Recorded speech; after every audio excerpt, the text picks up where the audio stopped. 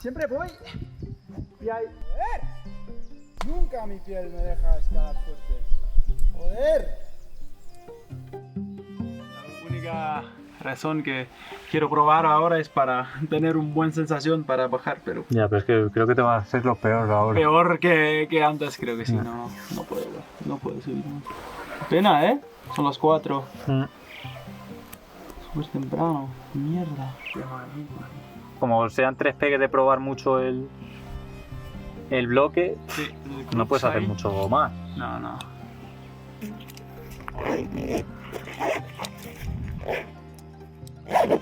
Espero que lo tengo mañana. Claro.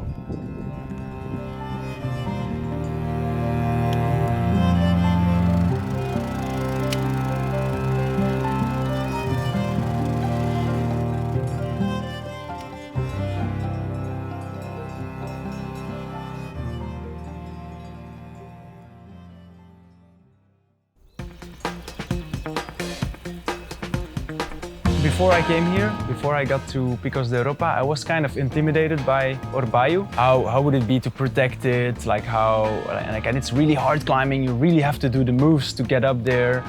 Like, am I good enough to try this route? Am I good enough or strong enough to try an 8C multi-pitch route? I'm not a huge sport climber. I'm not a huge boulder, but I have a lot of experience in adventurous terrain, in multi-pitches. And this is a pretty high grade.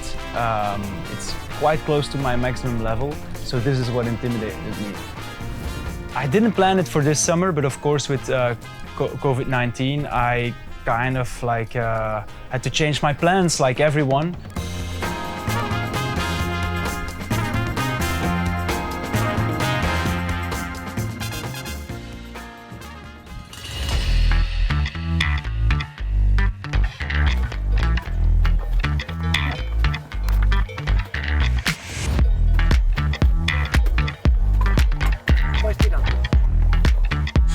So the histories that I heard from Orbayu were first from the hermanos Pou. They told me about it, that the Pou brothers climbed this incredible multi-pitch line.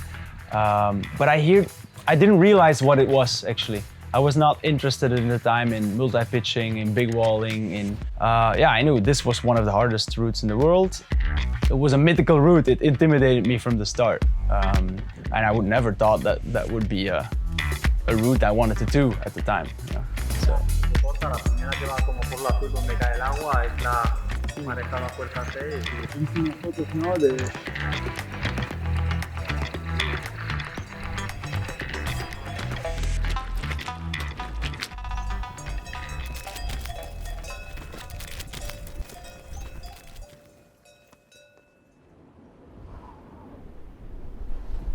Después de la repisa naranja, y ahí en el blanco hay que... 2 metros y ahora 2 metros. Estábamos buscando líneas de alta dificultad en la cara oeste y nos metimos a Mediterráneo con idea de testear los 2 largos de artificial, ¿no? Los 2 largos naranjas que van para atrás, que era lo que daba dificultad. Vimos igual la posibilidad, que igual podía llegar a salir en libre. Existía la posibilidad, que muy difícil, pero que existía la posibilidad. Y nos dimos cuenta, como dice Iker, en el 2008 que era probable que esos largos con mucho ensayo podrían salir. Entonces, en el 2009 volvemos con la idea de hacer la vía Mediterráneo libre, pero nos damos cuenta de que hay hueco para abrir desde abajo y llegar a lo largo de artificial abriendo una nueva ruta, ¿no? Que es lo que se acaba convirtiendo en Orbayu. Buena, vamos. Fuimos buscando el camino, vimos que salían largos súper chulos y ahí empezó realmente el proyecto, ¿no? Abrirlo de abajo y empezar a probar los dos largos duros de por encima, ¿no? Voy a poner un frente a... Una vía de los hermanos Gallego, además, de gente muy histórica, que hizo cosas muy importantes, pues siempre es muy delicado, ¿no? Y me acuerdo que José Luis Gallego nos dijo claramente a intentar hacerlo, pero no modifiquéis la línea, ¿no? El cambio realmente lo tenemos que hacer nosotros con nuestra capacidad, no a través del nuevo material. Muy rara la roca. No sé. Es más sólido que parece.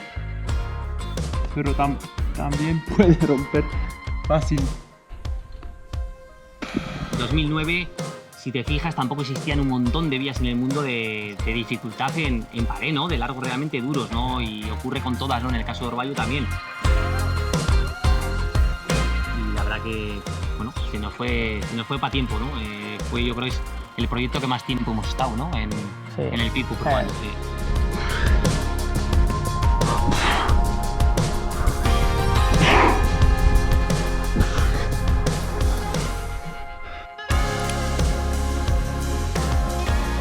Sí.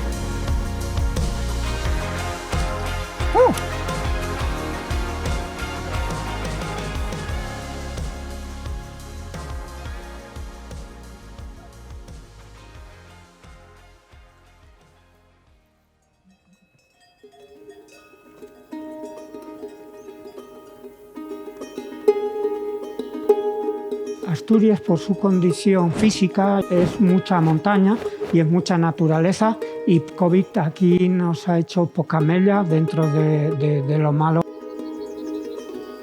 Evidentemente, en Picos de Europa los refugios son de unas características muy desiguales unos a otros, muy pequeños, muy inaccesibles. Bueno, hicimos un esfuerzo muy grande y llegamos a acuerdos y al final fuimos capaces entre todos de hacer un protocolo. And this is what I really liked about the confinement as well, like the fact that yeah, you really have time for reflecting about things in your life. On the other hand, I experienced a pressure of I need to reinvent my life. I need to come up with good ideas. I need to, and of course, social media so influencing you, and people are doing this and are creative there, and you're like, I need to also reinvent myself. I think for me, the key was, like on an expedition, to build in a routine for yourself. Like build in a routine. If you're in a cave below a big wall, waiting until the storms pass, you cannot do anything.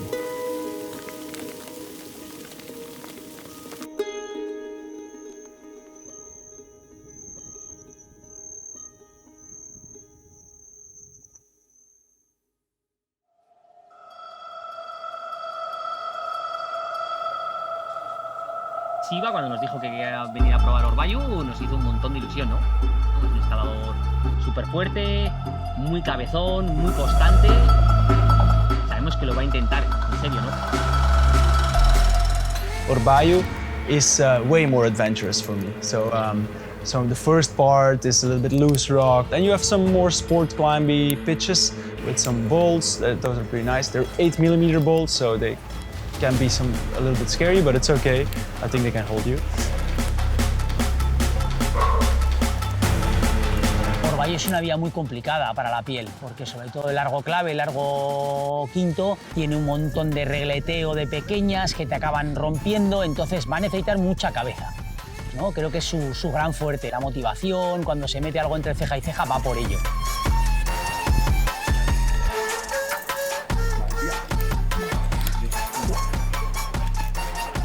After the first 6 pitches, which are the hardest ones, 7C up to 8C, that last part is only described as 5th class or 6A or 6B, but it's really difficult and really adventurous. Is mainly about this crux pitch. So for me, the most important thing about Orbayu, or the most challenging thing, is the crux pitch.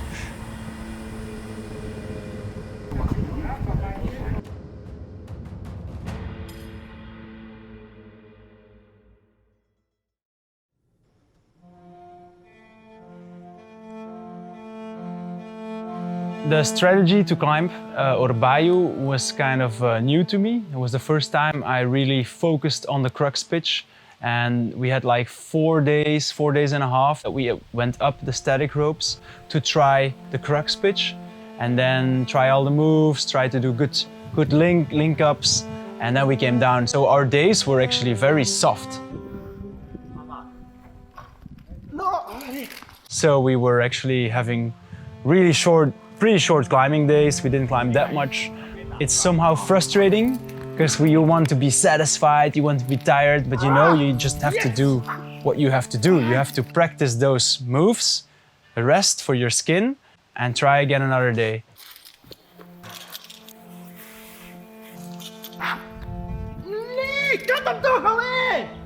It's a very crimpy style, very crimpy, technical. It's not so bumpy, actually.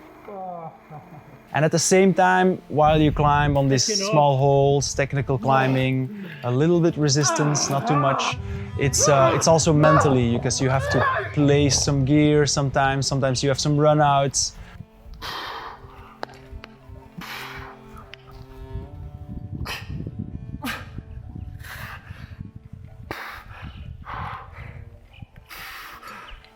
The whole first part is protected with pitons. Then the last part is protected with some friends, and there's some runouts, and it's really airy, and you have like the whole valley floor below you. It's really beautiful. This is really nice.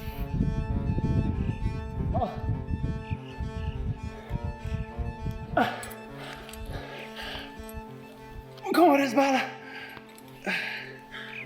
Joder.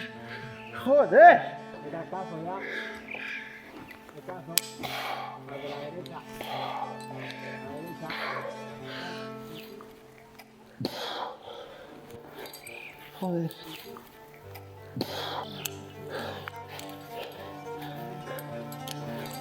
Joder. Tenemos que poner algo ahí.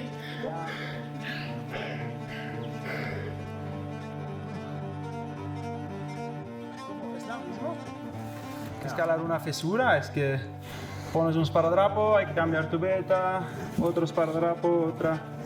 Y lo peor es que no son monos, son como videos, entonces son un poco anchos y hay que empotrar.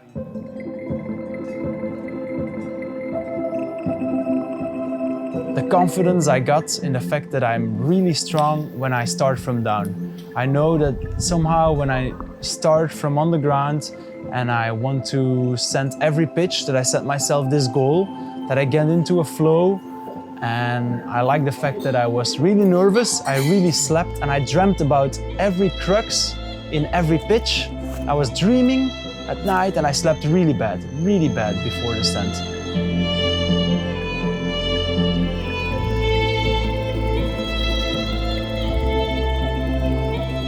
And then in the morning we woke up and I was like, oh no, I slept bad. And I'm like, no, it's all negative. You slept bad, but let's just try, just make it a day. And if it's a good day, it's a good day. If not, we have to rest again and try again. So really, I was really proud about this process, these 2 days, you know, of like relaxing, climbing, getting into this flow and trusting myself.